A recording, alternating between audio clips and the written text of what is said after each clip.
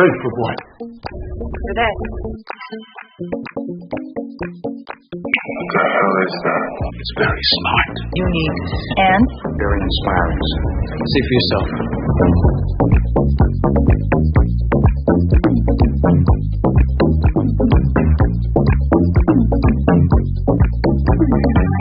There is booze. Please buy some.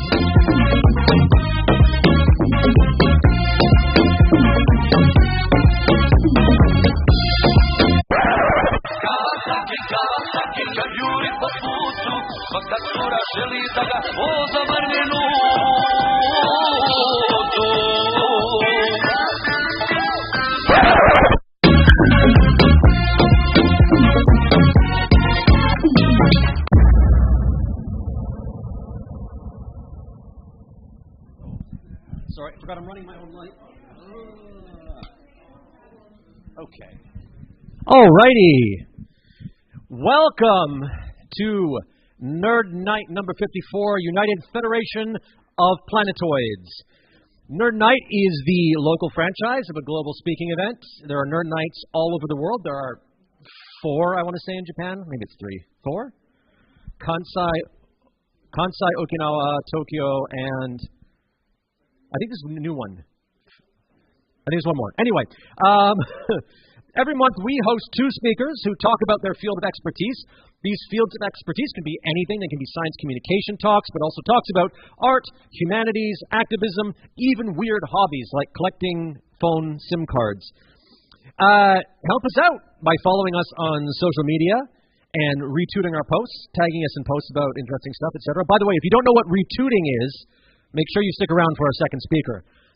It will be explained.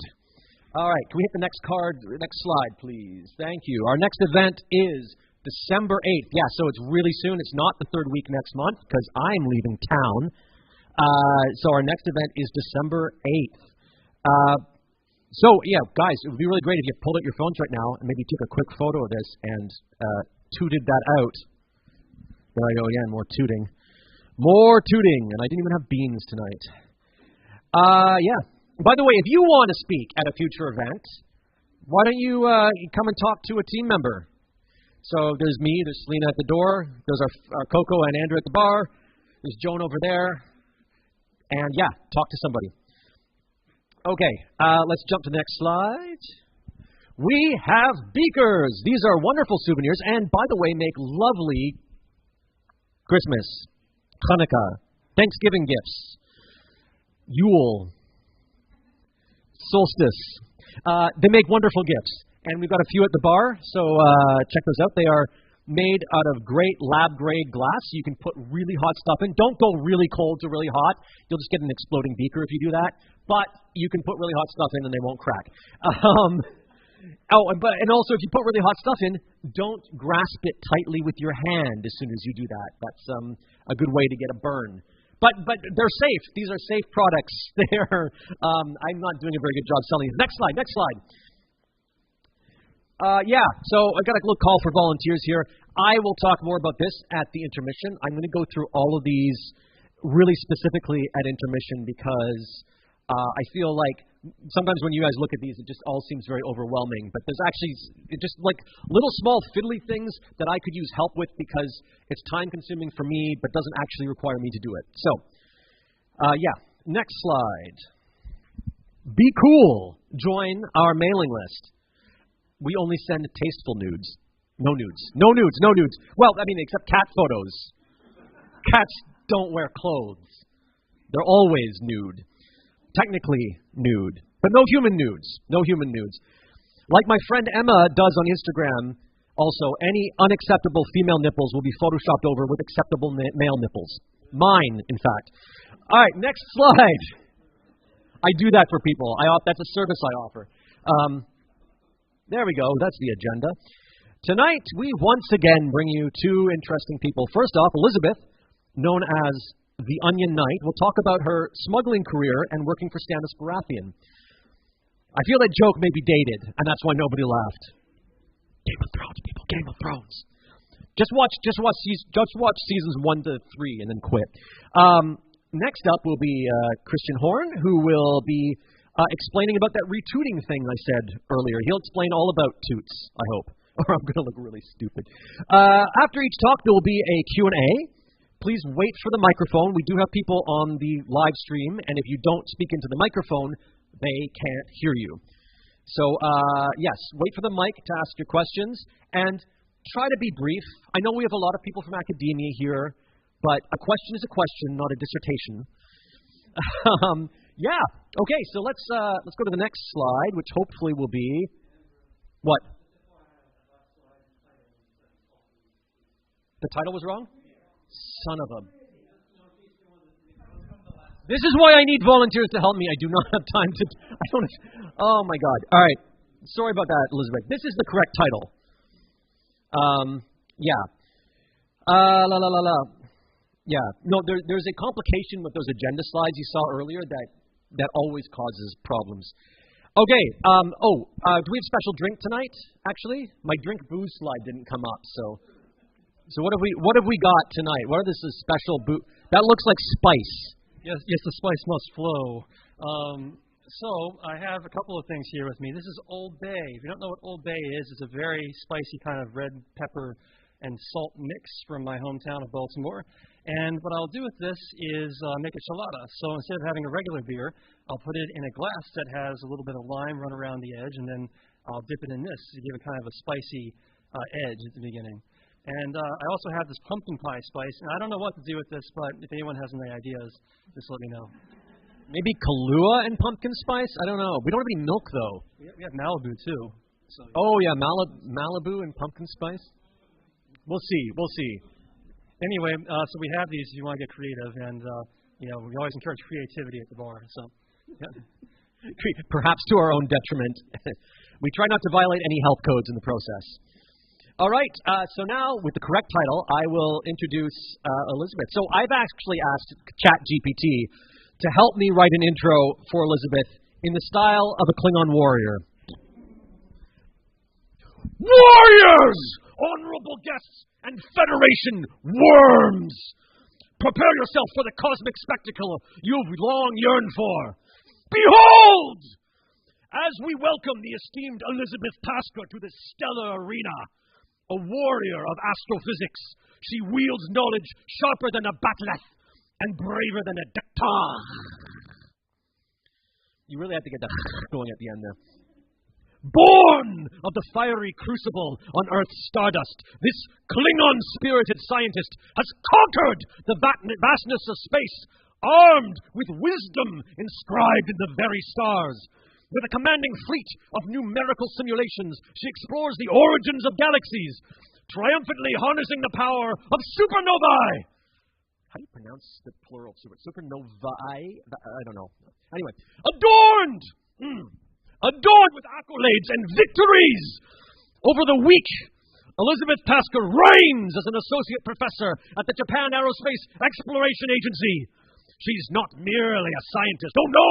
She is a communicator of cosmic wisdom, a bard whose pen scribes the sagas of space in the volumes of Scientific American, Astronomy, and more. They're all better in the original Klingon.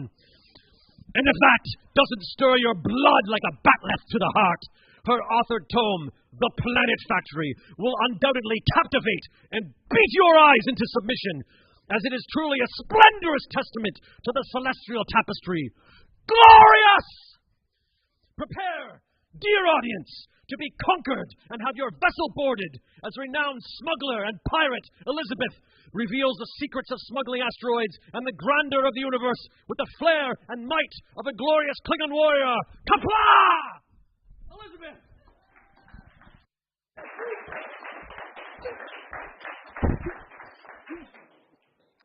Thank you. Can I have my first slide? No. Yes. Thank you. Okay, so today I don't want to talk about physical battles, fortunately, but I would like to talk about asteroid smuggling for beginners, for anyone who is thinking of embarking on this as a future career. And I know our second talk today will be on Mastodon. As it happens, I actually tweeted, which is what the cool Mastodon kids call tweeting. a lot of this career live. So I'm actually going to use my Mastodon toots as a guide to this story, starting with this one, which I tweeted on July 13th, 2023. And I said, look, it's 6:30 a.m. I'm in Singapore airport and Mastodon/NerdNite. Do I have a story for you? And it all began with an asteroid grain, again. Now, you might think, whoa, we're going to need to back up again. How did an asteroid grain even get into this story? And to understand that, we need to rewind the clock back to the end of 2020. And this is the spacecraft control room at the Institute of Space and Astronautical Sciences, JAXA, which is actually here in Kanagawa, near Sagamihara. And I am in that red circle, looking actually slightly terrified, but everyone else is applauding wildly as they look at the screen. And that's because they are looking at something like this. Well, this is a very long exposure, beautiful photograph. What we actually saw was an entirely black screen with a few stars, and then one star started to move very rapidly across to the left of the screen. But that star was this streak you see here. It is a capsule containing grains from asteroid Ryugu that had been collected by the Hayabusa 2 spacecraft.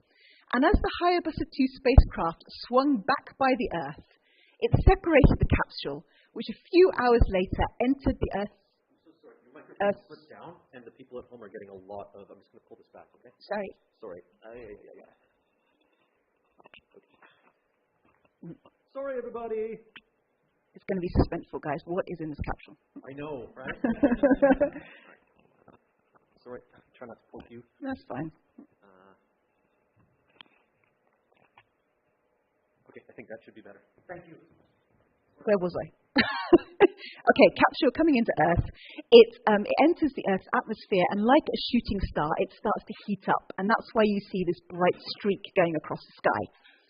And the capsule landed in the Woomera Desert in Australia, where it was retrieved by the rescue team and squirreled away within about 60 to 70 hours back here to Kanagawa, to the curation laboratory on the Sagamihara campus. And when they opened this capsule, this is what they saw.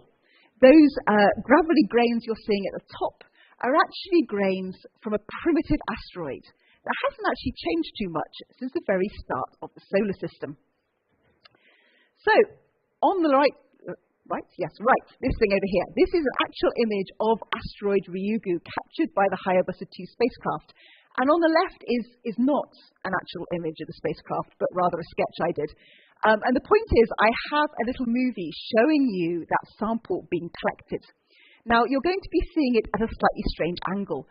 You're going to be looking at a camera that is going down next to that horn shape that's coming from the bottom of the spacecraft.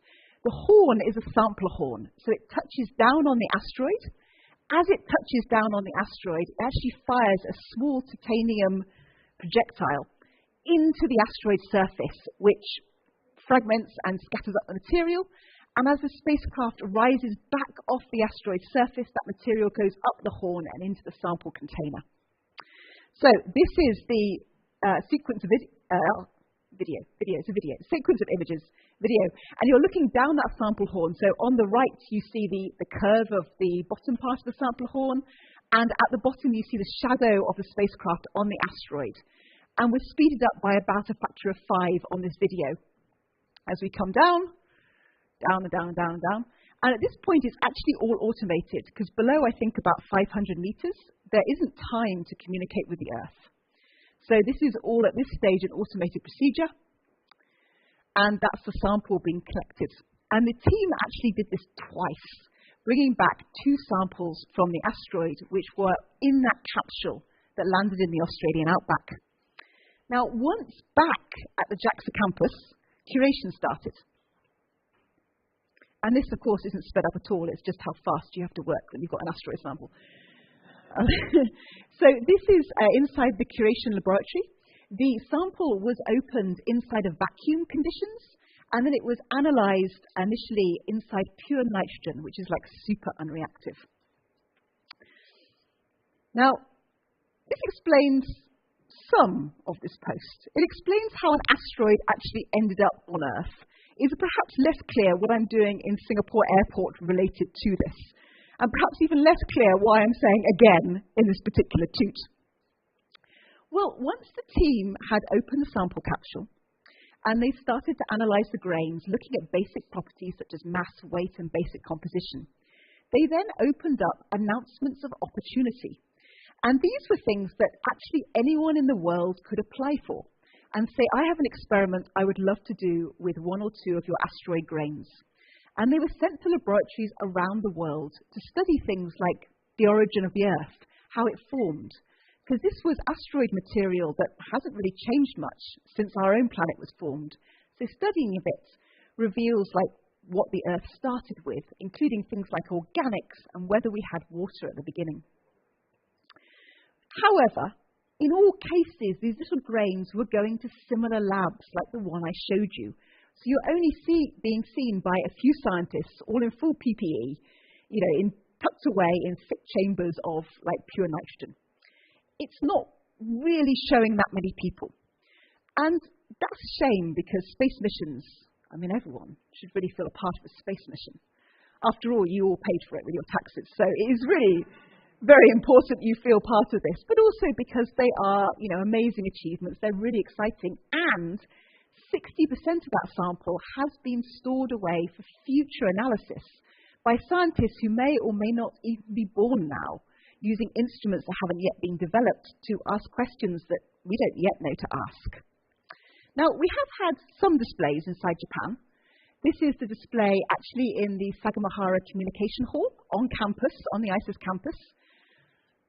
But strangely, I guess you could say not that many people come to Sagamihara. I wouldn't really say we got hordes through into that slightly remote location in Kanagawa. So possibly for this reason, we thought, or at least it was suggested to us, that one or two more people might see these asteroid grains if we displayed them at, for example, the Science Museum in London, or Cité de l'Espace in Toulouse in France, both of which are huge science museums and apparently accept millions of people every year. So just a few more than Sagamihara. So in order to do that, we started talking to the two museums about a couple of years ago, and we arranged a loan for these grains to go to these museums and be put on public display. And the first one that we took, more specifically I took, was the Cité de l'Espace in Toulouse. And to do that, I obviously had to get the grain from Japan to France. Now, you might think that wouldn't be too much of a problem. After all, I've just told you these grains have gone around the world for scientific study. But the paperwork needed is really quite different. In theory, well, no, in practice, the paperwork needed for scientific study is much, much more extensive.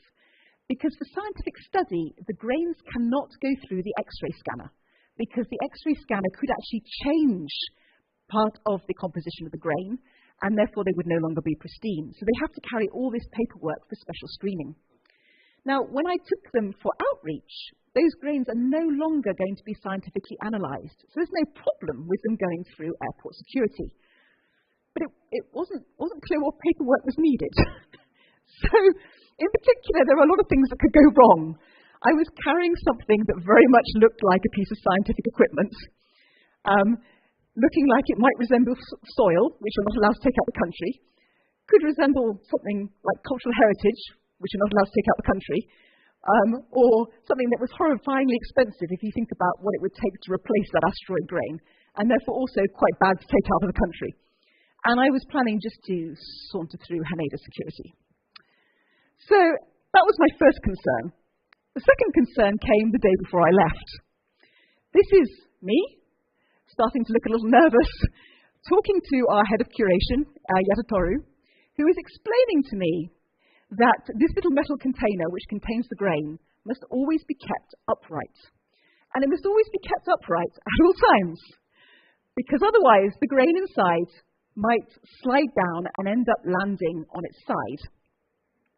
And if it so happened to have hairline cracks, it could fragment.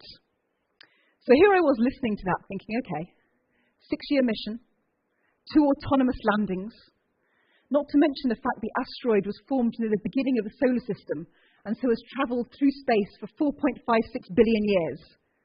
And you're telling me I could dust this thing going through Haneda security. So, this is me trying to look relaxed after this. I've just been handed the Pelican secure case, and inside is the sample. And I'm really wishing that I had reconsidered my life choices. And I obviously don't really want to take it off, you understand that. But there we go, this is the photo we sent to France and said, no problem guys, we're on our way. So a closer look at what I was carrying. This is actually the one that was in the Science Museum when they took these beautiful publicity shots, which tells you that at least one of these grains has a happy ending to the story. The metal cylinder is what we call a facility-to-facility transfer container. And they're the same ones that are actually used when we send the grains for scientific analysis at laboratories around the world or NASA. The little pink dot is actually an oxygen sensor that was added by the team so they could see what kind of environment the grain sat in while it was in the museum. And if you really squint, and to be honest, you can't really see it, right in the center is a tiny, tiny asteroid grain that I promised was also that size when I left Tokyo as well. So in the end, we called Haneda and we explained the problem, and they said, oh, well, you just need this form and maybe this form. And there's only two forms I was carrying that quite clearly said, not soil, no commercial value, do not eat. And it seemed like very little to be carrying. And no one could completely guarantee it. The best I got was, oh, we think it's probably okay, which is all very well unless you're the one trying to actually cross Canadian security. But nevertheless, I got there early at 6 a.m., 3 or 4 hours before my flight. I rolled up to find that customs had only just opened, and I joined the queue, feeling immensely nervous. And to ease my fears, I found there was a very friendly dog-shaped customs machine where you could go up and you could sit a fun customs quiz while you wait. I did the first question, and it told me that customs officials could be armed. I didn't do any more of the questions. And I sat in line, and I still waited. Now, I've done my best to look as professional as possible. In particular, underneath my waterproof, I was wearing my Hayabusa 2 jacket and that little metal pin saying JAXA. Now, that metal pin is only given to JAXA employees. In fact, I saw it earlier this year on the NHK when they were interviewing new astronauts. And when I was given this 7 years ago, I was told that as soon as I left JAXA or when I retired, I had to give this pin back. As a result, it has sat in my desk drawer for 7 years. And I have never worn it until June. And my plan was that at least this made me look like a JAXA employee. And just to be sure, I had this plan that when we went through security, maybe I would forget to remove my jacket. And as you pass through security, obviously the metal will cause, the sirens to beep. And I'd be like, what could that be? Oh, was it my JAXA pin that you could only get if you're a JAXA employee? So when I tell you that my baggage contains asteroid grains, we're all going to be okay with that, right? So this is the best preparation I could do. And I was also equipped, of course, with a lot of explanation. I mean, I've been giving talks on the Hayabusa 2 mission for some years. And in fact, even earlier that summer, I was giving a series of lectures to undergraduates on water in the universe, which sort of all ties in with the whole asteroid picture.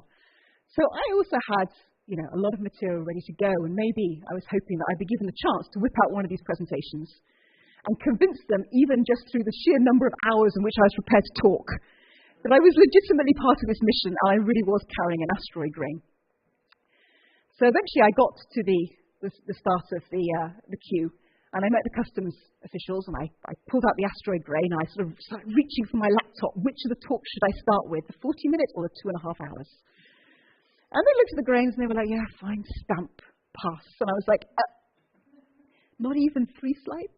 How about 30? But it was all okay. I was allowed to go through, and I went through security, and actually nothing beat. I slid the grain with its container into my rucksack, making sure to keep it upright. And I was able to board the plane. And I arrived safely in France. And this is me, now smiling very honestly, as I look incredibly relieved, as I pass the grain and box over to Engleton-Long at Cité de l'Espace. And, you can see exactly how relieved I am in that photo. I believe that everything went smoothly. So now, I'm feeling like a bit of a pro. So just 1 month later, we're now taking a grain to the Science Museum in London. But now, I had this down. There'd be no problems whatsoever. I arrive at Haneda, and this time it's 6 p.m.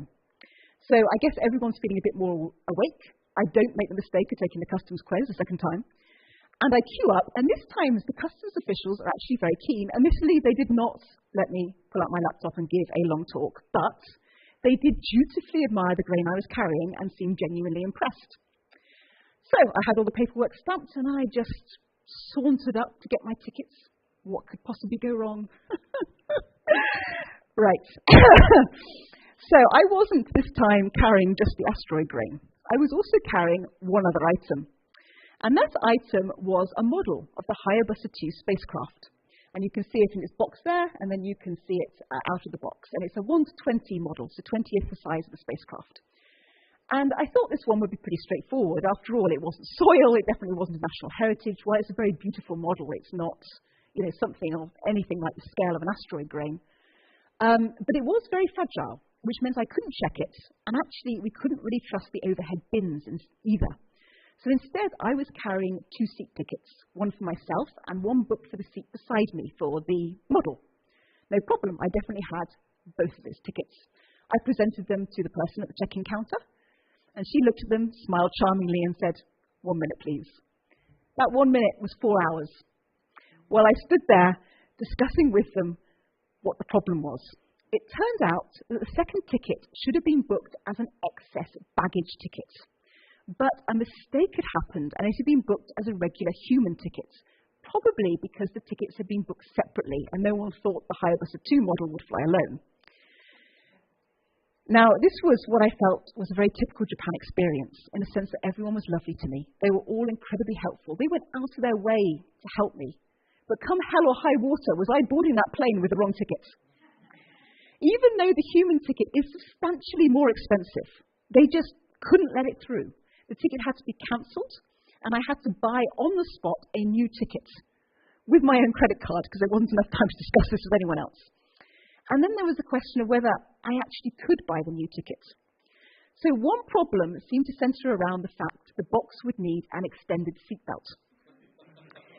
Now, I even don't think it would. It probably would have been fine. But I was changing in Singapore, and they said, we have to check extended seatbelts are available for both legs of your journey. But airline seats now are so tiny. What flight is flying without a lot of seatbelt extenders? Like, how could they not have these? But it took hours to confirm that these things existed on both flights. And I started to think, well, maybe I could just get to Singapore.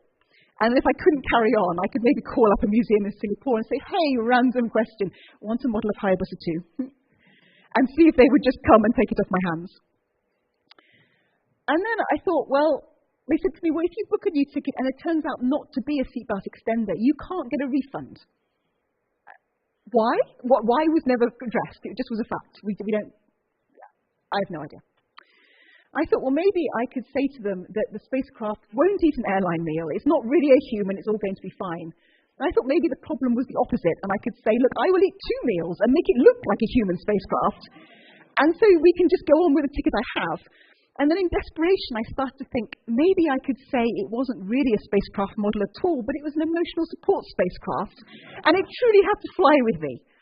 And, the time was ticking. We were getting closer and closer and closer to the time the flight was due to leave. And I thought, you need to tell me whether I can go ahead, because if not, what do I do? I didn't really feel I could put the 250,000 yen model in a coin locker. So there needed to be a backup plan. And in case anyone was wondering what my backup plan was, Hanako, it was to call you. Because you were the only person I could think who would stand any chance at all of reaching me in time. But even then, the time was getting really short, and I didn't know whether anyone could reach me to take this model off my hands. But finally, after 4 hours, and I'd been sent to sit in the corner several times to think about the terrible, heinous crime I was committing, I was eventually summoned forth. And I was given my flight ticket, and I was hugely relieved. In fact, the flight should have left, and it was delayed. I hope not due to me. I never found that out. But I was told it's okay, I can still make the flight, but the flight is about to board, so they'll help you through security. And so I went through crew security, with a much faster line through the X-ray scanner. And I nodded at this because everyone was looking very, very stressed and starting to shovel me along without really any time for discussion. And I wondered, as I was hurried along, at what point should I mention that I was carrying the asteroid grain? Because at no point did I have this discussion with the people at the check-in desk. I'd gone through customs. I knew I was cleared. But if there was any problems at security itself, this was something I was going to have to bring up. But fortunately, luck was on our side, and I was able to go through without anyone being none the wiser that I was carrying this asteroid grain. And eventually I got to the gate, and they hadn't boarded yet, but they hurried me on ahead through the gate itself, right up to the aircraft door, where they said, right, at this point we need to take your model off you and actually strap it into the seat. And I opened it to show them what they were actually doing, because to be totally honest, that box looks like it's carrying human organs. And I didn't want any undue alarm, so I just opened it up and they could see down into the model itself. And they said, oh, this contains a spacecraft, and I opened it up, and they were like, is that the real spacecraft that went to space? And admittedly, the model is genuinely very nice. It's bespoke, it's beautiful, but it is a 20th of the size of the real thing. I don't know how they thought that would collect an asteroid sample. And also, I have to say, if it was the real spacecraft, I wouldn't do what I then did, which was to hand the box to them. And I almost certainly wouldn't be alone going through security either. I think half of JAXA would have been with me if I was truly carrying Hayabusa 2. However, we did. The box got very nicely strapped on. Admire its seatbelt extender, everyone. They had them on the flight after all. And although it did bag the window seat, it did not bag an airline meal. And we were able to make it to Singapore safely, where I was changing for the flight to London. So that was when I started tooting, having had a rather traumatic time. And it turns out that in Singapore, there is actually another security check. Even though you don't go outside the airport, there is another X-ray scanner as you go to your new gate.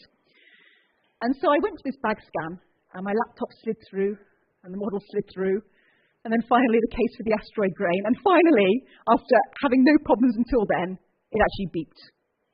And the lady at the check-in says, what is this? I took a deep breath, and I said, it's an asteroid sample. And I waited, and my hand started to reach towards my laptop with my hours of presentations on Hayabusa 2, sort of gently tapping my JAXA badge on my lapel. And the woman said, okay. And then she turned to her colleague and just shrugged at him and said, it's an asteroid, another one.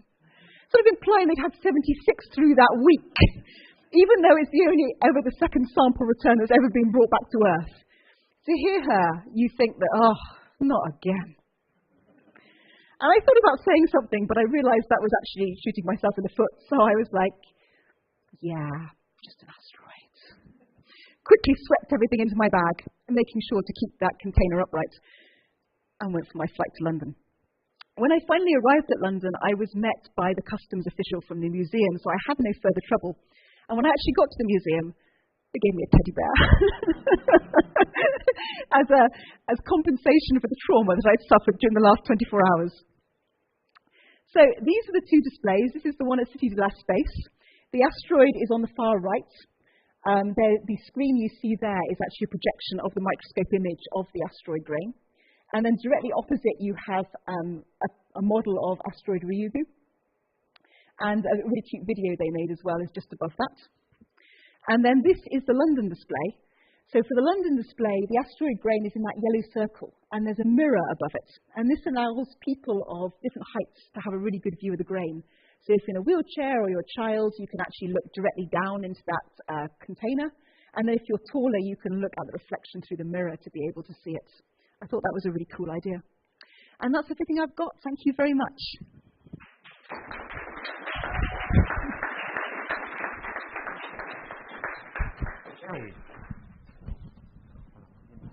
Okay, so it's time for the Q&A. So what will happen is if you want to ask a question, you put up your hand, I will deliver the microphone, or someone will deliver the microphone, and then you can ask your question. Easy enough. So, any questions? Apparently that was very thorough, and they have no questions. This reminds me of my class at the university, where I explain something. I say, any questions? I mean, if there's no questions, I'm just going to launch into one of those presentations on the Bible.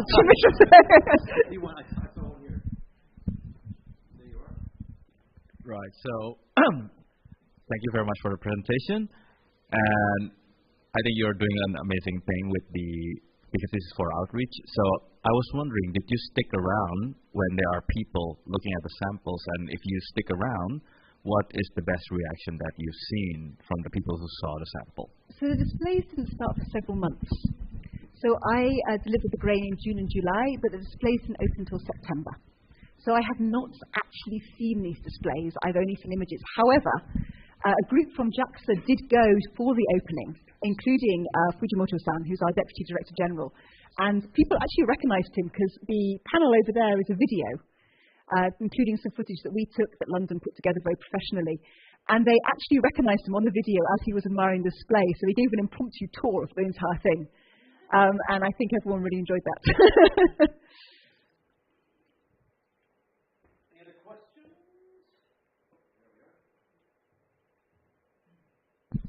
Hi. When the capsule was landing in the Australian outback, how accurately were they able to predict where it was going to land? I'm not sure of the exact accuracy, but I think it was pretty good. They had a lot of ways in which they could find that capsule. For example, it was emitting a beacon. They also had a drone they were using for image recognition. And there was, I think, also some marine radar as well to reflect off the parachute. So they had lots of different ways to find it. So it definitely wasn't, grid coordinates we can tell there. But they found it very rapidly through all those techniques by triangulation of the radar, among other things.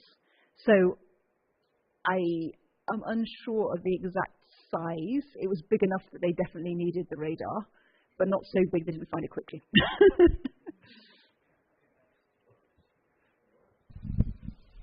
Thank you for the talk and for the anecdote that puts all of my usual airport worries into perspective. About this one and the previous asteroid sample return, in your opinion, what's the most interesting new thing we've learnt so far about asteroids, about space, from getting these things back to Earth? So the two asteroid samples are actually very, very different. The first one for the Hayabusa mission was fundamentally a technology demonstration mission. They were testing whether they could return a sample from an asteroid. And the asteroid they went to is known as an S-type asteroid, which actually means it's undergone quite a lot of change since the start of the solar system. Now, that still makes it super interesting for understanding, weathering on bodies without atmospheres, like space weathering. But it means you can't easily ask questions about the starting conditions for the Earth, for example, because just things have changed since that asteroid first formed. Whereas the asteroid visited by Hayabusa 2 is what we call a C-type or carbonaceous asteroid. And this was considered to be much more primitive material. And at the moment, the analysis is still underway. However, they have found a lot of organics so far. They've even found tiny inclusions of actual water in that asteroid. And by testing that, they found it very rich in carbon dioxide, which I find amazing. Because in order to have carbon dioxide-rich water, you've got to form not only where water freezes, but also where carbon dioxide freezes.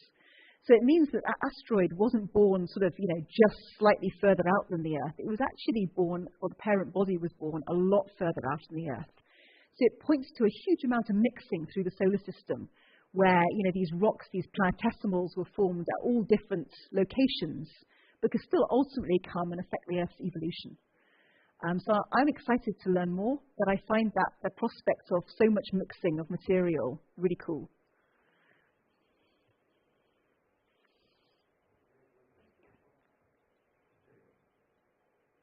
Thank you for your nice presentation. So I just want to ask, is now your official title Space Pirate? Definitely what I'm going to be putting on my Mastodon account after this talk. Sure. Reminder for anyone on the stream, you can type in a question to the YouTube stream. We will try to get that answered for you. Oh, Joan, you have a question. I don't know, staff or no. I'm curious. So you mentioned the autonomous landing and everything. I'm wondering, when they're building these aircrafts and not aircraft, spacecrafts, how much do you guys get involved with designing of that to make sure that they can actually accomplish the mission to get what you guys need? Depends who you're calling you guys. I mean, the spacecraft was designed and built by JAXA. So in some ways, it was designed and built by us. It certainly wasn't designed and built by me. But I am not an engineer, so I would be completely useless in that regard. But certainly when it comes to, for example, when it comes to landing, I mentioned they landed twice to get those 2 samples. Now, the second landing, the landings are super risky because you can imagine if something goes wrong, you lose a spacecraft. Now, imagine doing that twice, where you would lose the spacecraft plus the first sample. So there was a huge debate in the team about whether they go for that second sample. And the decision to do that involves both the engineers and the scientists. Because the scientists, there's a lot of value in getting the second sample, but they're not going to do it unless the engineers can say, we can make that second landing. So there's certainly a lot of collaboration between the different groups involved, and as far as I understand it, they stay strongly networked all the way through the mission.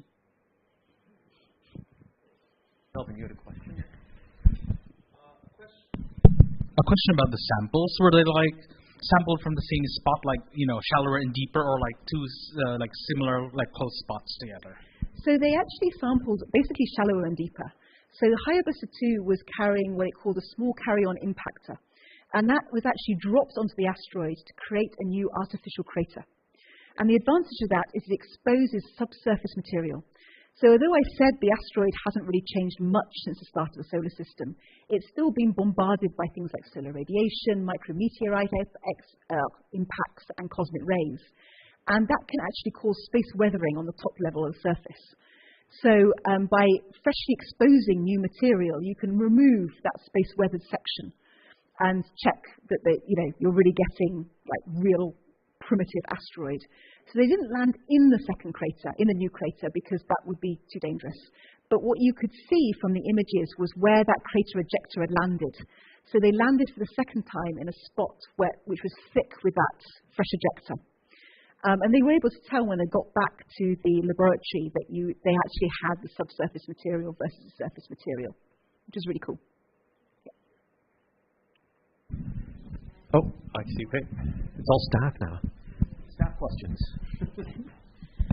Hey, I feel like most of my questions are just an entire separate talk. I'm waiting for you to pull out the full. Yeah, you have a lot, so we can keep going. No, so one of my questions is, how did you choose which asteroids to take samples from? How did you assess, this one is older, this one is newer, everything like that? How did you choose which ones? So I should say this is not my area. And I did not make the decision to go to Ryugu personally.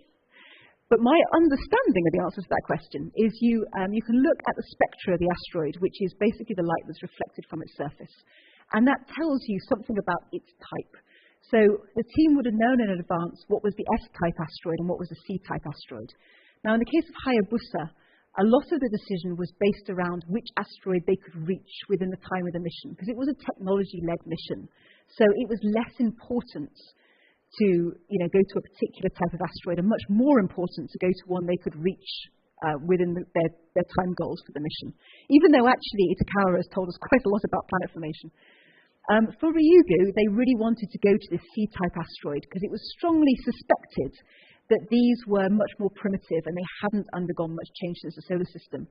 And indeed, the sample that's come back from Ryugu has confirmed that. It's thought to be actually the most primitive sample we've ever had. Very little change since the very early days of the solar system. And you can tell that because its composition is very similar to that of the Sun, which was obviously there at the beginning as well. So there's considerations like that. And then even, I think, in the Hayabusa 2 mission, you decide you want to go to a C-type asteroid. You also do have, you have a launch date in mind, and that does limit to what objects you can reach. So in particular, both Itokawa and Ryugu were what we call near-Earth objects. So they probably started off in the asteroid belt, but at some point they've been scattered closer to the Earth. And the orbit of Ryugu is in between the Earth and Mars. It doesn't pose any threat, but it does make it a bit easier to get to. So there's lots of considerations like that that go into the choice of target. Oh. You got a follow-up, Selena? Okay, well, this guy asked a question, and you can follow up. What happens to the spacecraft after the sample's been returned? It's gone on to another asteroid. So Hayabusa 1, actually there's about 3 movies and a documentary made about this mission, because the spacecraft was severely damaged actually by a solar flare shortly after launch. And when it returned to Earth, it was in a very, very bad condition indeed. It was pretty much a miracle they managed to bring it home. And for that spacecraft, they actually weren't able to control it any further, and it entered the Earth's atmosphere and burned up. And before it did that, they turned it around so the cameras were pointing at Earth so it could see it one last time. I know, it's like, oh. But for Hayabusa 2 was an immensely successful mission. They didn't really have any problems. And so when it arrived back to Earth, it actually had plenty of fuel left. So it's gone on to a second asteroid. It's going to do a flyby of one asteroid, I think, is it 2026? Do not hold me to that date. It's going to do a flyby of another asteroid. And then it's going to do a rendezvous with another asteroid in the 2030s. Now, it's interesting because the spacecraft was only actually designed for a 6-year mission. And obviously, this is a very, very big extension. So part of the interest is also to test space technology. Because the only way you really find out how long something lasts is to keep running it and see what happens. But assuming that the spacecraft makes the rendezvous with this new asteroid, then it won't return a sample, but it will be able to look at it close up. And the type of asteroid is much smaller than Ryugu, and it's one of the types that is statistically quite likely to hit the Earth. Hopefully not that likely. But if we're going to be struck by an asteroid and it's going to cause a lot of damage, this might very well be the type that does it. So to get a close-up view of that sort of asteroid and learn more about it is really important for planetary protection.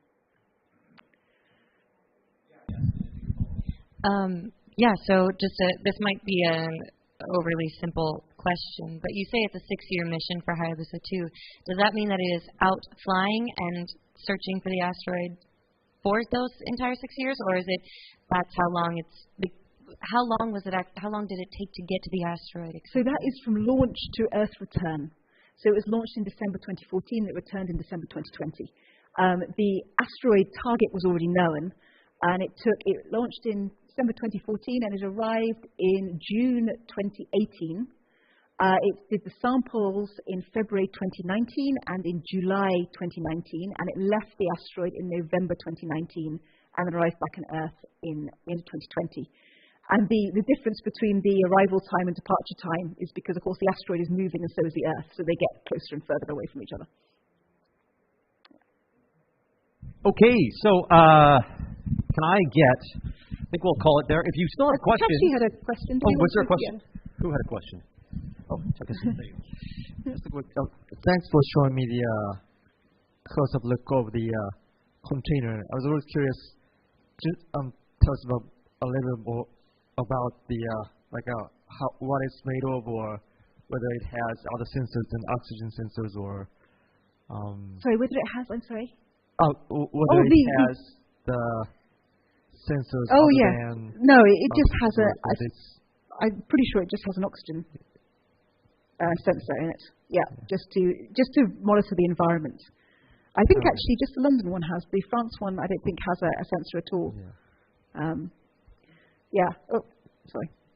This one. Yeah. So I think that pink dot is purely an oxygen environment sensor, just to give a guide to conditions over the next year or so. Okay. Oh.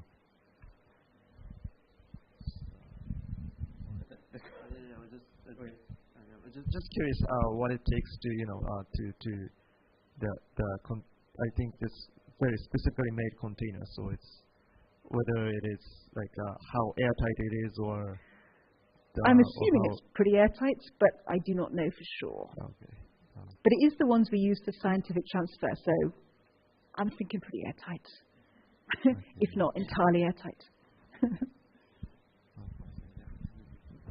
So we can't buy them at Don Quixote, is what you're saying. It's going to be difficult, yeah. All right. If anyone else has any questions, Elizabeth isn't going anywhere, at least not right away, I don't think. So you couldn't just walk up and talk to her, I think. That's okay, right? That's probably fine. So you might get one of the 40-minute lectures. Right, of course. But there won't be time for a 40-minute lecture because we're only taking a 15-minute break. But so we'll have a break and go get drinks because they're tasty, and I think Bruce is very keen to make some of those weird mixes with the powders he's brought back from the U.S. So we'll be back here in about 15 minutes. Have a good break. Big hand of applause, round of applause for Elizabeth. Thank you, Elizabeth.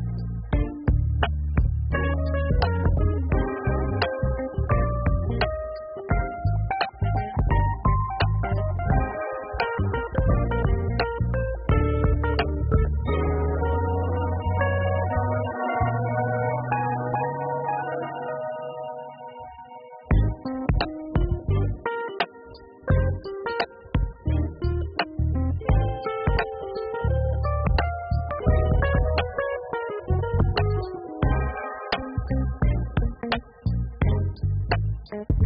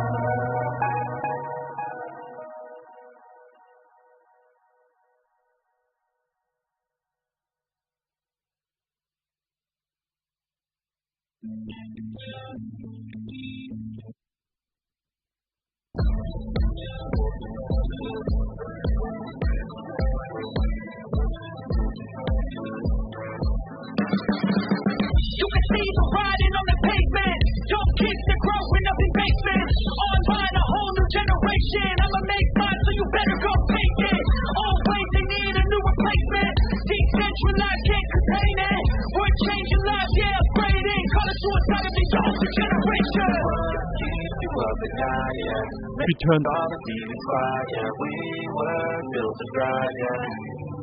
I think that we've all had enough. Keeps you up at night, yeah. Make all the demons quiet, yeah. We were built to thrive, yeah. I think that we've all had enough. I think that we've all had enough. They can deal with the old plan. They know that we're coming to run. You got me like, oh, yeah. I think that we've all had enough. They can deal with the old plan. They know that we're coming to run. It's too late to try to go contain it. A generation fueled by creation. We live lives on a small screen nation. We control the airwaves, no negotiation. I refuse to think we need saving. Something good will come from creation. And when we think that the world's too ancient, we'll adapt to false survive and save it. Keep you up at night, yeah. Make all the demons quiet, yeah. We were built to thrive, yeah. I think that we've all had enough. Keep you up at night, yeah. Make all the demons quiet, yeah. We were built to thrive, yeah. I think that we've all had enough. I think that we've all had enough. They can deal with the old plan. They know that we're coming to run. You got me like, oh, I think that we've all had enough. They can deal with the old plan. They know that we're coming to run.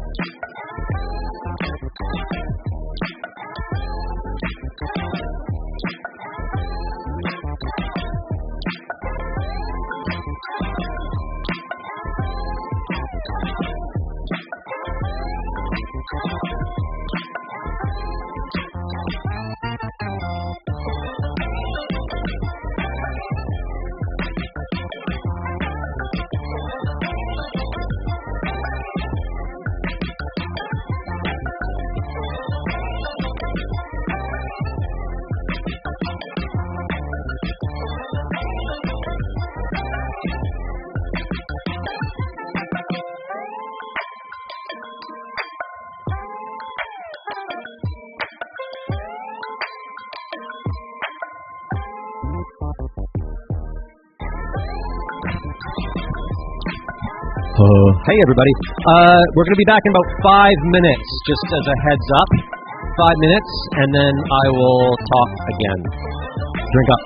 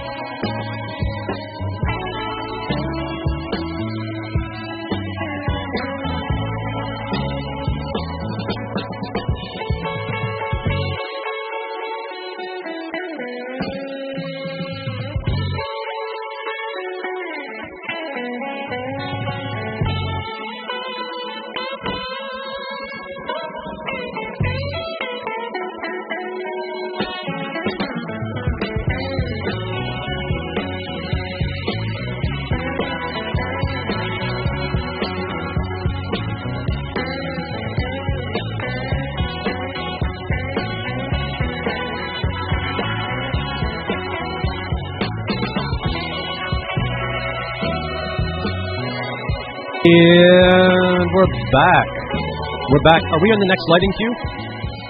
We should be in the next lighting queue, I think. I should be in the spotlight. That's me in the spotlight. Da, da, da, da. No, I said the spotlight bit too early. Okay, hi. It's me. I'm back. I should probably look at my phone to figure out what I'm supposed to be saying and not breathing into the mic so heavily. Right, we're on the Beakers card, so I should be, just a reminder, we have Beakers at the bar, and a reminder that they make fantastic gifts for any holiday. Easter? What's another holiday? What's that? Kwanzaa. Great Kwanzaa gift. Okay. Purim. Yeah, let's go to the next card. We know about this. Whoa! Okay, YTG, Yokohama Theater Group. That Nerd Night Tokyo is produced by the Yokohama Theater Group, also known as YTG, because those are the initials. YTG is a registered nonprofit and is the beneficiary of any net income Nerd Night is able to produce. And yeah, let's go to the next slide. Specifically, we have a wow. That is white on white. That is hard to see. It looks better on the computer than it does on the screen. So we have like a mini experiment show coming up December 2nd. It's called Consent. Anyone want to guess what it's about? It's sort of like an experiment. It's almost like an etude, so to speak. Etude on the subject of consent. So the idea is we start with like sort of the obvious things you might think of when you think of consent, and move into the less obvious ones. And we end with a musical number. So if anyone knows a piano or a guitar player, that would be super, because at the moment it's a cappella and yeah. It is on December 2nd at 3 o'clock and 6 o'clock. You can watch it in person or online.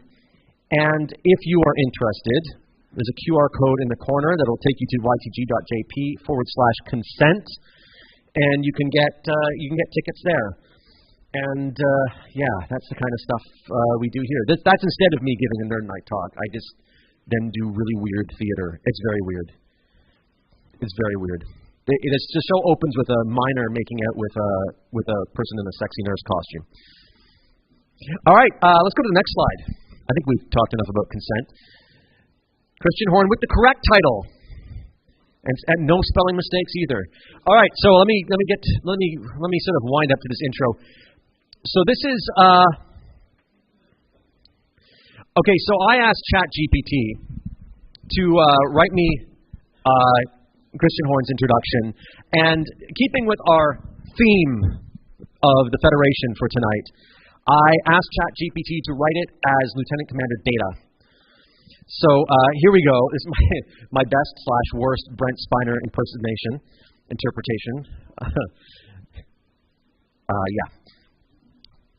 Biological life forms and fellow positronic entities.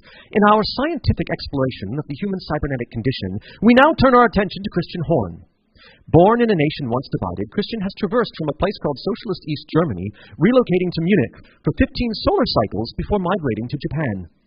By the binary light of day, he navigates the intricacies of open-source software, while, during the dim hours of night, he endeavors to self-administer additional digital services, delve into the depths of Japanese culture and language, and investigate antiquated hardware and ludic entities known as retro games. His weekend activities, a period often designated for traversing terrain and indulging in thermal baths, contribute to this multifaceted persona. He will now elucidate upon Mastodon, an entity that has piqued his curiosity, an enigma akin to other communication platforms, yet distinct in its own peculiar ways, captivating his fascination. The value of this platform, its differences from other well-known digital forms, and the process of initiating one's acquaintance with it shall be divulged. And thus, we welcome Mr. Christian Horn, whose engaging explorations into the intricate realm of Mastodon and multifaceted life pursuits have surely sparked our intrigue. Let us now demonstrate our enthusiasm and appreciation for his insights by bringing our hands together and producing sound. Mr. Christian Horn.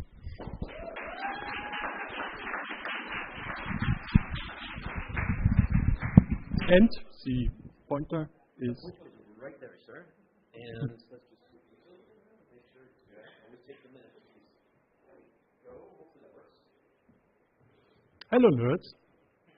Let me share some thoughts about Mastodon. Starting to the left, we have my journeys through various methods of communication on the internet. It started all with email here on the left. One of the distributed systems, more about the difference between centralized and distributed in a minute. Communication via email is mostly one-on-one, one-to-one. So me talking with mostly just one person at the other side. And as of today still, email is the golden default of all online communication. Going over, we have the Usenet. Who has not yet heard of this? It's like the grandfather of web forums. One of the distributed systems too. And we have here the first time one-to-many. You are mostly writing something and hoping that multiple people are reading this. Over then to Google+, another centralized system, also one-to-many. And for the first time, it was a bit easier to find groups with whom you wanted to communicate. Going over to X, to Twitter, also one-to-many, and rather centralized, and still one of the standards here is global acceptance. Then we have here Facebook, again one-to-many, centralized, and we have here mostly communication about topics regarding spare time, stuff like this. And then we have a distributed system, Mastodon, also one-to-many, and this is subject to this talk. So more on this difference between centralized and decentralized. Let's start here over with the email. These greenish dots are our email servers, and the layer of yellow boxes are our users. Typically, we are one of these users, and we have at least one email account. So we are contacting our email server, and we say, hey, I have this email for this user over there. And our email server is taking this email, is looking at the email address of the recipient, is contacting the recipient's email server, and the next time the recipient is contacting their email server, they see there's this new email, I can read it. This is the basic operation. In the middle we have Twitter, and while Twitter is not only using one single server, it could logically be sort of one instance, basically. This means all of these users are talking to Twitter, basically, which on the good side means it's enough to just know I want to reach someone on Twitter, and then you just need their username to really identify this other recipient of the email you are writing. Over at Mastodon here, we have again multiple servers, and we have users who typically have a Mastodon account at least one of these servers. So you start a client, like for example your web browser, you are accessing your server and are communicating. For example, writing a message which would be sent out to all the other Mastodon servers who are interested in seeing your messages. For example, because the users of the other servers are following you. What does this mean regarding the addresses here? For email, as everybody here knows probably, we have a user at domain address scheme. So, to really identify a recipient, we are using the username and the domain name. The domain name is basically the name of the server who is handling the email of the recipient. Things are simple with Twitter, as long as you know the person is on Twitter.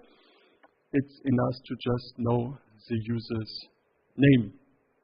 On Mastodon, again, we need to refer to a user and a domain. The domain, again, says which server is handling the user's account. To distinguish this from email addresses, we commonly use an @ also in front of this, and you can also use the HTTPS format for reference to a user. So, a bit more on differences. Which differences could we have here? To the right, we have Mastodon. To the left, this is not only Twitter or X. This is actually referring to the whole generation of these centralized systems. So most of this also applies to Facebook, Instagram, and so on. Let's talk about terms. What we know from X are tweets and posts nowadays, after renaming to X, and we know likes. In the Mastodon world, then we have tweets and favorites. Behavior policies. What's allowed, what's good to do, what's acceptable. On X, on Facebook, we have these rules decided by whoever runs the service, mostly the owner. Which is, of course, easy then for us to decide. There is nothing to decide. Live with it or do not live with it. Use the service, so obey to these rules or not. This has also downsides, like we might in some instances see these rules being banded over for certain especially important users, like Mr. Trump on X, who got special treatment. About Mastodon, we have these single instances, and in an extreme, when you are running a Mastodon instance and you have users, you are just deciding on the rules of your own instance. So this is an agreement on the users of that instance to be decided by the users themselves. A good thing in my book. What's happening with posts I'm writing? Who would ask something as stupid as this? I mean, of course, I want this to be seen. And whomever I'm following, I want to see their posts. What's happening instead on Facebook, on Twitter? The posts I'm writing, they might appear in your timeline. Mastodon, they will appear in your timeline. You are the master of your own timeline. You are deciding what you want to see from remotes. The remotes are not paying money for getting seen by you or something like this. APIs. What's an API? We are typically accessing these services with, for example, a web browser. An API is an interface which is allowing us for an automated access, for example, with software, with scripts. For example, I was writing a small bot for Mastodon, which is reading LanguageLog, a really nice website, which has no presence as of today on Mastodon. And whenever there is an update on this website, the bot sees this and is posting this. And as I am following that bot, I will see in my Mastodon timeline all news from that website. On X, on Facebook, and so on, APIs are restricted. Over time, APIs have been declared as you are no longer allowed to use this, or you have to pay money now for using the API. stuff like this is happening. On Mastodon, whatever the instance running Mastodon for you is allowing, that's also usable for using. Clients. So with which way can I access the service? Over on X, over on Twitter, clients, as long as they are blessed by the owner, by whoever is running this, you can use the clients, you can drive the clients. Which means these platforms are run by money, and they are getting this money mostly from advertisements and from using data of users.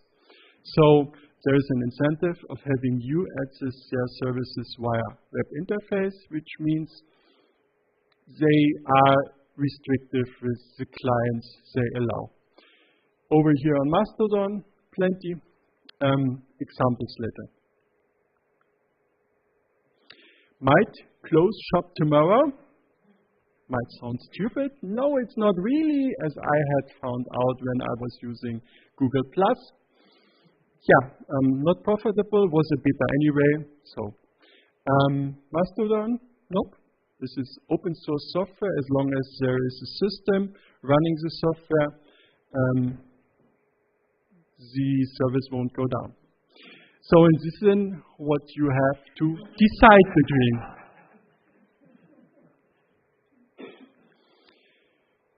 Clients. As long as there is an interest, there can be clients. Let's look at the right. So we are looking at basically the same post with a few comments on 3 different interfaces or clients. To the right, we have an Android interface of me installing Asahi Linux on a MacBook with comments. And here this is the so-called advanced web interface of Mastodon. The default interface looks quite much like the Twitter interface, and then there is a button to enable this advanced interface, which you see here. Top left, this is MS-DOS and a client for this. MS-DOS is the state-of-the-art operating system at least 30 years ago, but it has also, as of today, many fans, and the systems are network capable. So, as long as there is an interest and the interfaces are usable, there are clients. Also for Amiga and for many other systems, we have clients. So, summing a bit up, what do I expect? What do I want ideally? I want simple one-to-many communication. I want to reach my friends, and I want to really see whomever I'm following. I want to see everything. This is why I'm following. I want also the freedom to host the service by myself. I want also the freedom to discuss and decide the rules by who are to be used on my instance.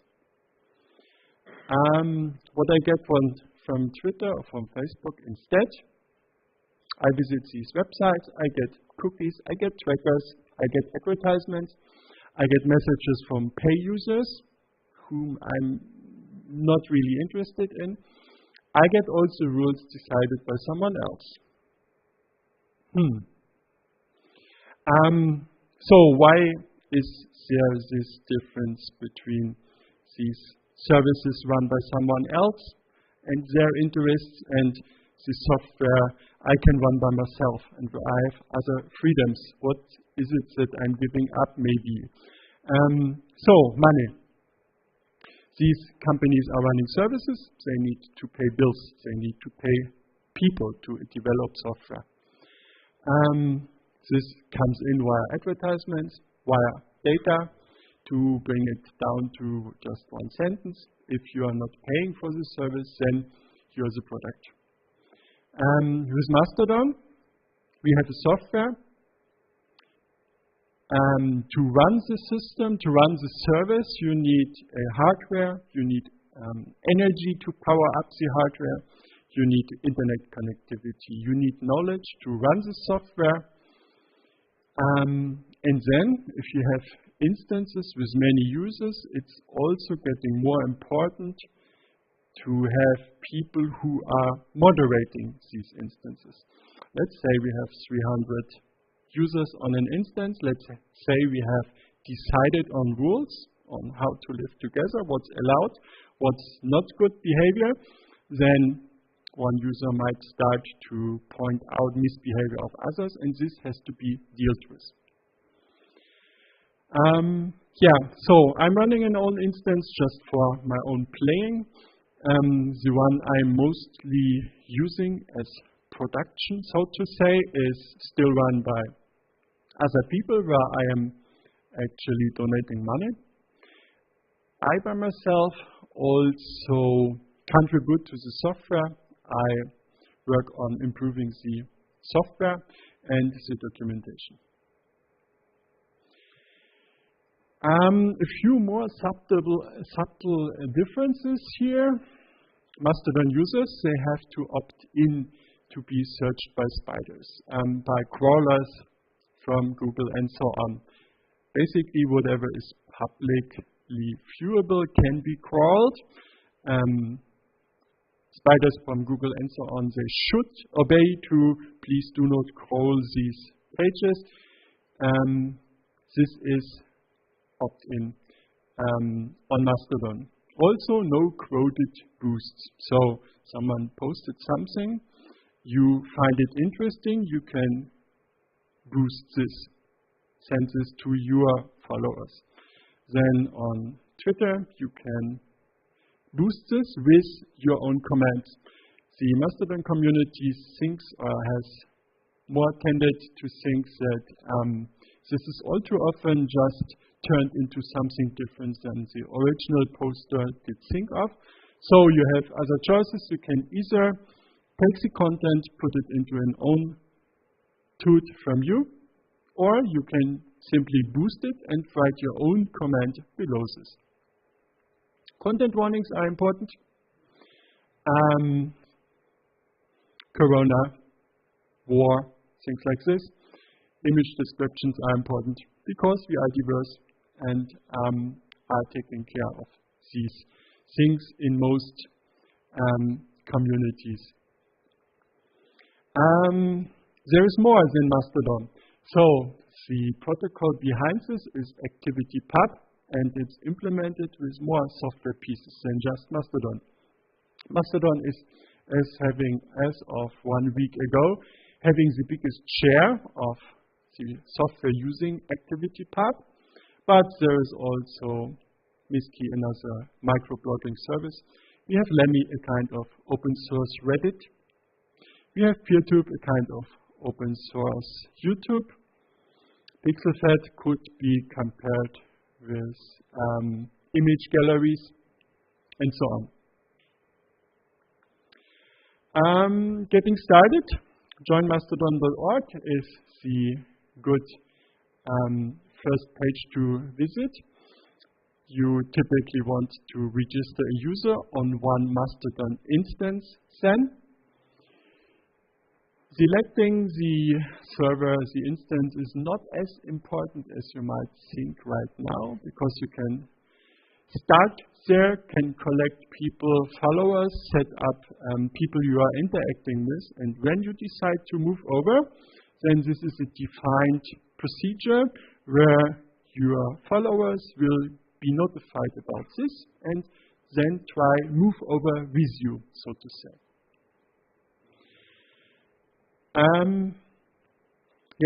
We actually also have quite some Asian and also Japan servers listed on joinmastodon.org. Who's listed there has also already fulfilled some defaults, some good, some sane defaults, like an encrypted hard disk and a working backup. So some good defaults are fulfilled as long as you are using a server listed over there. Yeah, do a first post, write something with your tag introduction, start to follow people. when you register with an instance, there is also your own feed is at first empty, as you do not yet following people. There is also something like a feed on your instance, so other people following other people on your instance are seeing right now these updates in their feed. This is an interesting thing. Also, you can start to look for tags. So if the people on your instance are more or less in the same area of interests, this is happening here. So, and with this, thank you for your interest. See you on Mastodon, maybe. I'm Christian Horn. Ask me about these things, or better don't get me started about these things. And let's open it up for questions.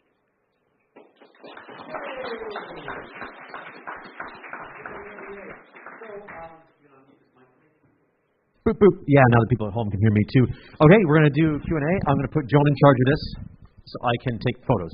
Here you go, Joan. I think I saw a question over there.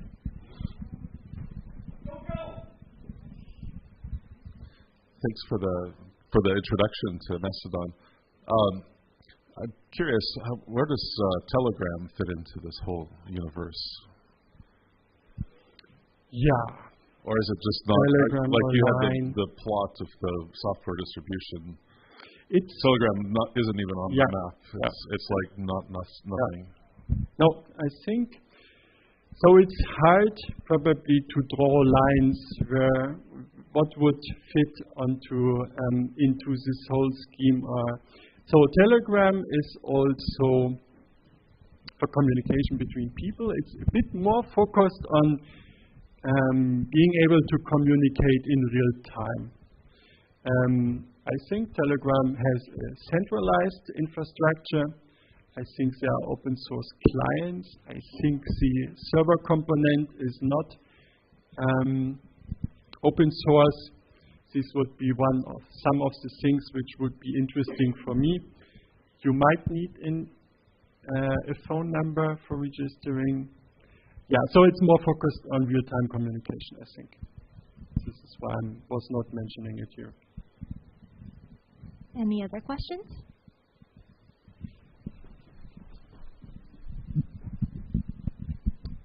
Hi, thank you for the presentation. I'm just a little bit confused about some things, and I'd love if you could clear them up. So, I haven't heard of Mastodon before, and I don't know if it's already a thing or not, but so is the Fediverse a whole a centralized form of social media with many different types of social medias paid for by the community and moderated by the community? So there's no ads, and the whole point is you're not a product yourself, you're instead paying for the service. Yeah. I would call the Fediverse as the summary of software implementing this activity protocol, all with their own purpose. So Mastodon, you want to do microblogging, or PeerTube, you want to be able to post videos, but then this interactivity is helping you that you, with your Mastodon user, can also comment on PeerTube posts, for example. So this interactivity and the playing together of all of these software pieces is what I would call here the Fediverse. Any other questions?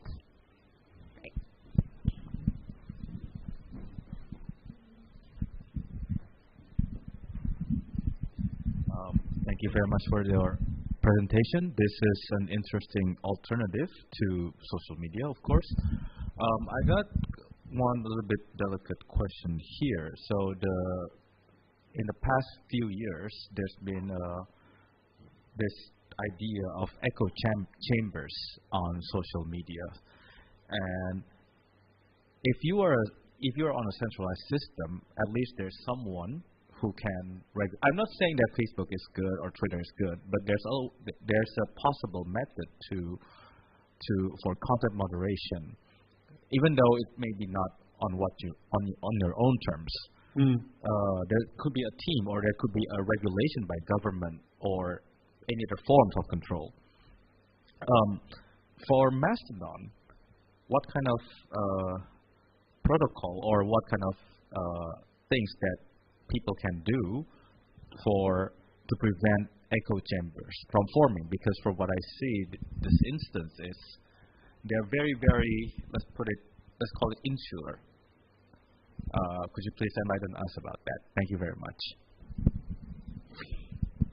So, as the Fediverse as an alternative as social platforms, I would call it one implementation of social platforms, or implementing social media with open protocols and open standards, which can be advanced as people think it makes sense. The thing with the echo chambers is a real problem. It's not solved in any way. I think this is not really impacted by moving communication over to Mastodon from Facebook or from Twitter.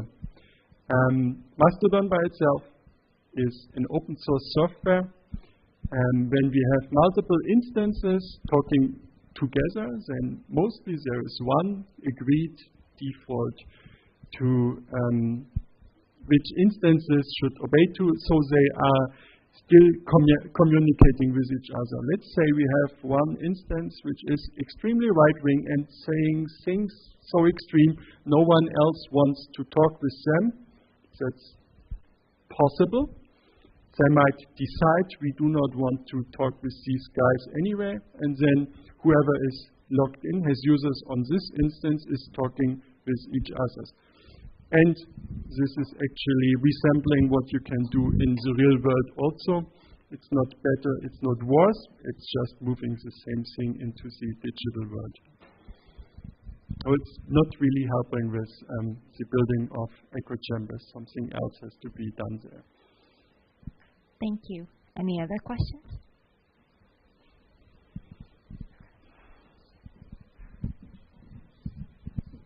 I have 1.5 questions. My first is that I really like Mastodon, but one of the struggles has been to get any kind of institute, such as NASA or ESA or JAXA, over from Twitter. They seem to be the last holdouts on Twitter. I wonder whether the distributed system actually hurts that a little bit, because what I think they should do is set up their own Mastodon instance, but that's quite a big thing to ask an institute IT department. Is there anything you think I could say, for example, to JAXA to ease their fears about joining something like Mastodon Social, at least initially, and then later setting up their own server? I would probably start with referring to big companies or big European governments who started to run own instances and say, we want to communicate with the citizens, and we choose to not only use Twitter, or we even leave Twitter and use Mastodon for this. You could also say, I really want to have an own domain name because it makes sense for me as European Union. I do not have maybe the knowledge of running a Mastodon instance, and then there are even services where you are paying a company money monthly, and you get this instance then administrated by this company. I hadn't realized that was an option. So you could actually pay someone to run your Mastodon instance for you. It's also an option for private people. So you basically register your own instance, and then I think Masterhost might be one of these. You register your domain for yourself and contact the people, and then you get basically all of the nitty-gritty. Oh, there's this new security hole. I myself need my experimental domain to be updated by myself, and they are doing this for you. Oh, interesting. Thank you. The point 5 was, I wondered if I could see your slide where you compared like Twitter and Mastodon with Quark and Spock, because I would like to take a photo and post that everywhere. Could we go back to that slide very quickly?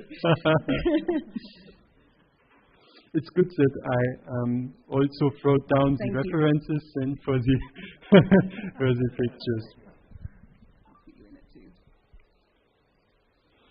Thank you so much.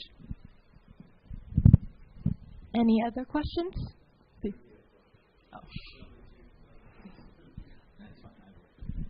So like a couple of questions, I don't know. So like you mentioned that like when you change a server, your followers are notified that you're moving, right?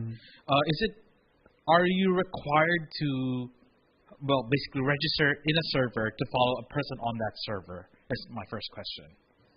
So like, is it possible to follow someone on a certain server without joining that server? Okay. And the other question is like, are you guaranteed to be able to keep your identity, like the same name on a different server? Like when you move, for example, how does that work? Or like regarding this move to a different server, you could compare this with email. I want to send an email to someone at Gmail. I'm not required to have an own email account at Gmail. This is completely different. The second part, maintaining a single identity across multiple servers. Yeah. So we talked about the user component and the server component. As long as if you are moving your user over to a different server, then at least the domain part will change.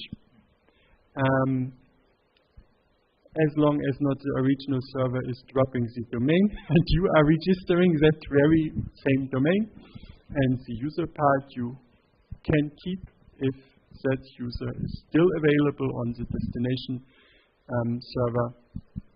Yeah. So like, that means like if someone has the same name on a different server and you try to move to that server, what happens then?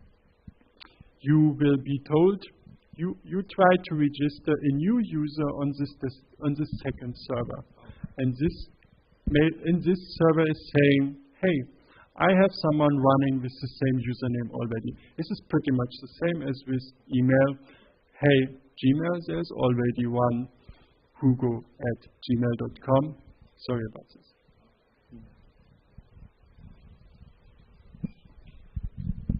Hi.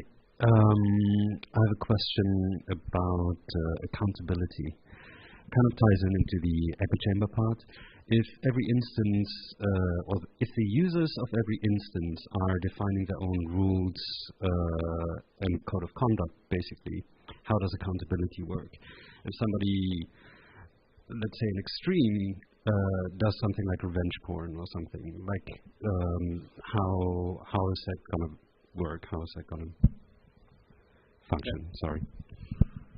Accountability, you mean how is it enforced, or how would cleaning up or removing such work against the rules?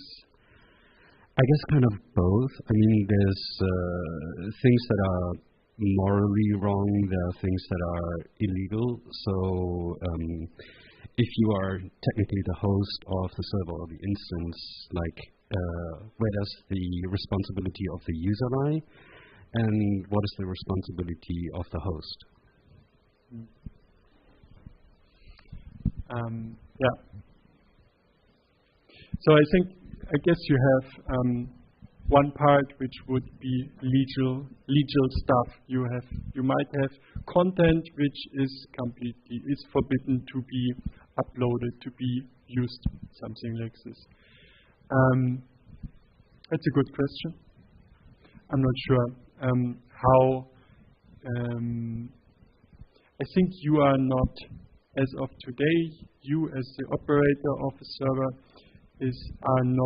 do not have to check every content which is uploaded. I know that in Germany actually there are attempts to try this, and this is just prone to failure because we do not have technology which could properly automatically say this is illegal and this is not. Mostly as of today, the rules and the clean up after rules are broken is working like this, that some users are approaching the moderation team and are saying, could you have a look at this? And I think this or this is not okay with these posts of this user. I would like to us together to have a word with this user. And So far in the Mastodon community, there is still a spirit that the own handle, the own user is worth enough. So you have a name, you are actually try to keep your name and you try to keep your stuff together. And I'm under the impression that not too many doings against the rules are happening. Yeah. There are interesting talks on the internet of bigger instances. Chaos.social, where I'm on, they have 10,000 of people, I think. And it's divided, so who is running the operating system, and the Mastodon instance might not be the most communicative person who also wants to do moderation or something. So the work is separated, and then there are rules. These rules do not necessarily have to be thought of by the team themselves. There are good defaults to be taken also by others, and so also other instances are communicating about this with each other. Okay, thank you. I'm curious, now that you mentioned Germany, for example, I know that generally EU, or particularly Germany, is pretty strong when it comes to privacy rights, etc. And do you see or foresee any difficulties that could, within the legal range, occur in the future because of local government rules or laws? I'm pretty confident that in the bubbles where I'm moving, I would pretty fast hear about this, and especially here in the whole context of Fediverse, we are feeling pretty okay right now. Yeah. Thank you. Before our next question, Andrew has a comment. Thank you.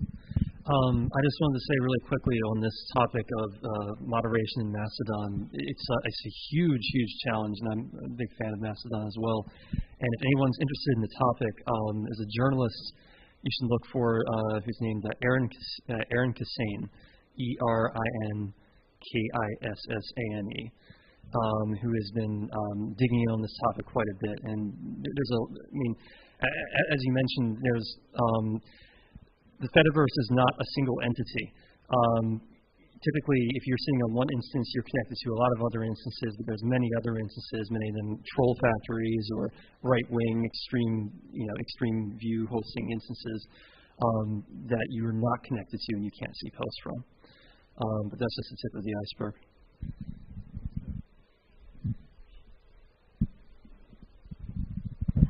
Thank you. I guess this is working.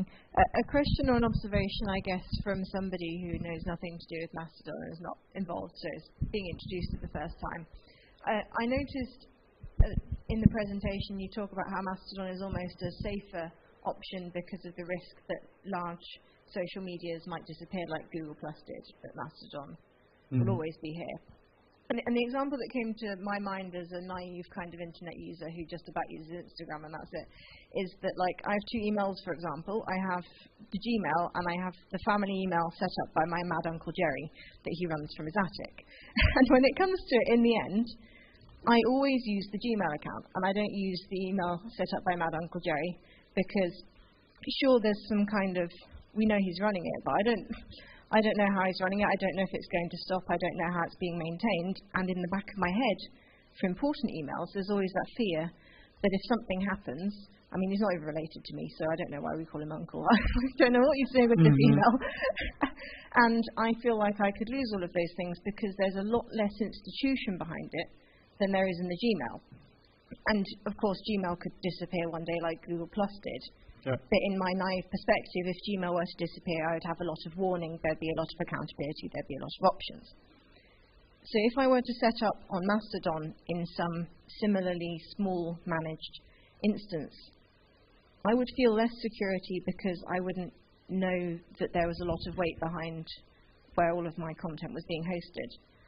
What do you think about this, and what is the kind of security against these small charitably run instances basically run by goodwill, right, and volunteers and passion.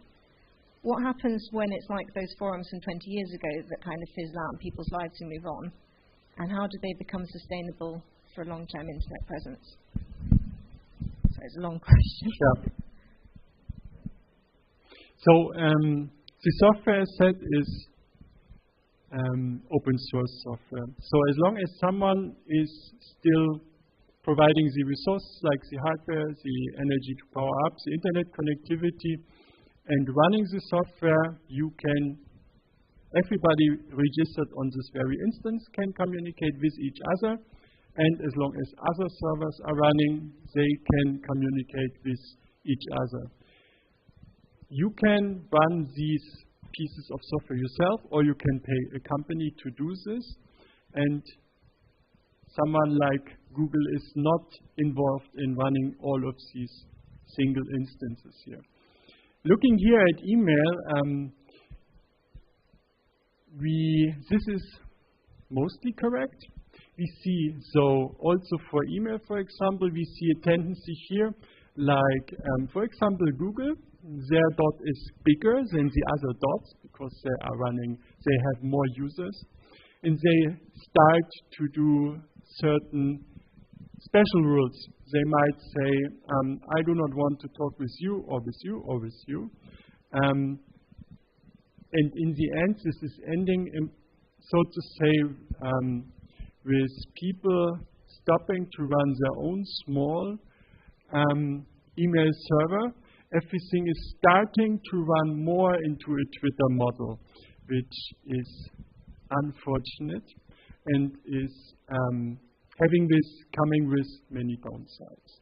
So also these centralized systems, due to too many people deciding, I will just go with the big one, we can then see that the services might end up too centralized. At least with Mastodon, as of today, we have people who can independently run the software. Same is also here, but here, the instances like Gmail, they might decide, I'm not talking with you, and you are then a Gmail user, and you are required to get rid of certain email to others. Then, so we see also here actually a movement to fewer instances, and this is not a good thing. Okay. Yes, I'm not sure that completely answers your question, but you can talk to Christian afterwards. I've got to call it here because we're sort of closing down at 10:30, and I do want the bar to be open for a little bit, and so you guys can mix and mingle and not feel like we're kicking you in the butt to get out of here. So can I get a big round of applause for Christian Horn? And thank you, sir. And I want to toss out, if you are going to join a server and you live in Japan, samichiki.jp. It's got a very nice stream. A lot of nice people on there, including me. So that's my little plug. I want to give the thank yous for tonight. I didn't end up doing the help needed thing. Oops. Anyway, thank you to Andrew Bruce Todd, working the bar, booking the speakers, basically, doing a lot of the work. Rio, who's not here, but Rio does our publicity and makes sure everything gets in on time to the weekend magazines, the websites, blah, blah, blah, blah, blah, that hopefully, a few of you have seen at some point. Also, thanks to Melvin, Coco, Joan, Yoji, Selena, who are here tonight, making sure everything runs smoothly. Yoji's on the controls there. Joan was handing everyone the mic. Selena is the person you met at the door, and Coco is the non-Andrew person at the bar. So big hand of applause for them. And a big thank you to our venue, JDS Artworks / World Peace Theater. Despite the fact that on Facebook and Instagram it's spelt with an extra H. It is the World Peace Theater, not the World Peace Theater. Oh, thank you, whoever just did that. Actually, let me just quickly talk about these, just so this doesn't seem intimidating. I think people haven't been volunteering because this is like all very intimidating. Speaker Recruiter, we have one. He's fantastic, but it would be nice to be able to, I think, split that work up a bit, maybe. So Andrew's not. I mean, maybe I'm wrong about that. Okay. Social media posts are literally just taking the photos, writing something clever, and posting it. Ideally, we need someone to do that. None of us are particularly great at that. Designer, assembler of banners. These are actually more or less templated, but I just need someone to do it in advance of every show. I'm always rushing to get these done before deadlines. Video editor, again, the event trailer is templated. It's in free software. Literally, you just need to stick the poster for that month onto it. And potentially, maybe at some point, re-editing the talks that are live on YouTube, just going in and quickly cleaning them up a bit so we leave the gaps where the breaks are out of there. Pretty easy stuff.